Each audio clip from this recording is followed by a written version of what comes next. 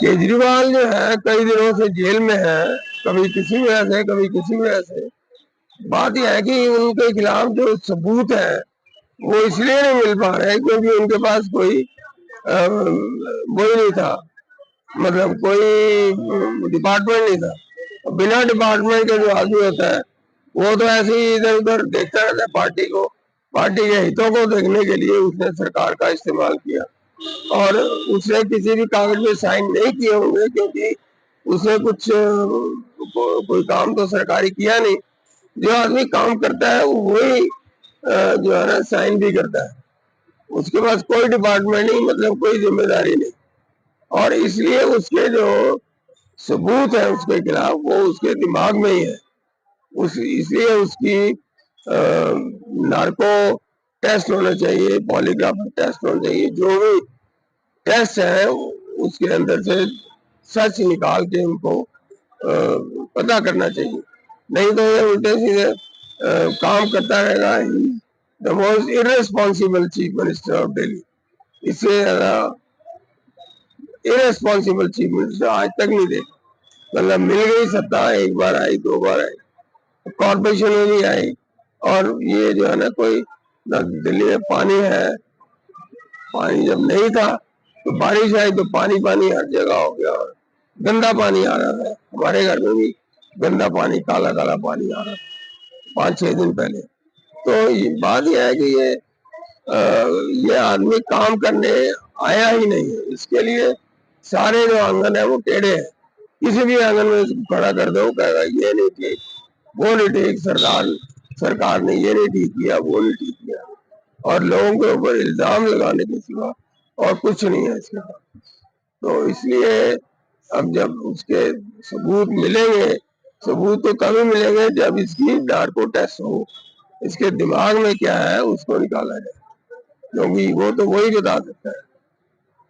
ठीक है ना, जो छपे हुए होते हैं उनको तो पकड़ लेते हैं आदमी, लेकिन जो दिमाग में भरे हुए हैं अपने सारे गुनाह, उनको कैसे निकाला जाए, सवाल ये है। ये जो केजरीवाल जी है, इनकी जो पार्टी है आम आदमी पार्टी, इसके अलग अलग कार्यकर्ता अपनी पार्टी की इज्जत बचाने के लिए कभी ड्रामा करते हैं, कभी अनशन पे बैठते हैं, कभी मतलब प्रदर्शन करते हैं। कि आप प्रदर्शन करने का कोई फायदा नहीं, आपने काम किया नहीं, अब बैठ गए आप, आतिशी जी बैठ गई है, वो बैठ गई धरने के ऊपर। और ये मैं इन कम्युनिस्टों को जानता हूँ, दिल्ली यूनिवर्सिटी में भी ये लोग बहुत एक्टिव थे, और जब भी ये धरने में बैठते हैं तो खा पी के बैठते थे। एक बार मैं भी इनके साथ अलग से दिल्ली यूनिवर्सिटी में बैठा था धरने पर, वाइस चांसलर के दफ्तर के सामने ये धरना था, और एक तरफ कम्युनिस्ट बैठे हुए थे, दूसरी तरफ मैं बैठा हुआ। मैं अपनी तरफ से गया था, किसी पार्टी की तरफ से नहीं गया था। तो रात को मुझे इन लोगों ने कहा रावल साहब कुछ खाना है, मैंने कहा नहीं मैंने कुछ नहीं खाया। तो ये सब जो है बारी बारी से उधर कैंटीन में जाके खा रहे थे, और फिर बेकार मारते हुए फिर अनशन पे बैठ गए, धरने में बैठ गए। अब इस तरह के लोग जो है वो कभी कुछ करने, केवल ड्रामेबाजी कर सकते हैं और कुछ नहीं कर सकते। जैसे कि केजरीवाल ने ड्रामा किया, कभी मफलर पहन के वहां धरने में बैठ गया सर्दी में, और इस तरह। हाँ, तो इसलिए आतिशी ने भी यही किया। आतिशी जो है मेरी एक कुलीग थी, उसकी बेटी है, और इसकी जो माँ थी जब वो दिल्ली यूनिवर्सिटी से एसोसिएशन के इलेक्शन लड़ती थी, वो कहती थी मैं इंडिपेंडेंट हूँ। अब उसने लड़की पैदा की, उसका नाम रखा मर्लिन मार्क्स और लेनिन के नाम को मिला के। इसका मतलब वो इंडिपेंडेंट नहीं थी। ये शुरू से ही धोखा देते हैं, इनकी जड़ों में धोखा है।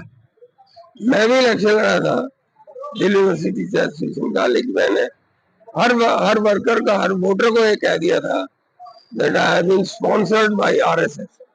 कोई झूठ नहीं बोला मैंने, and I'm proud of it।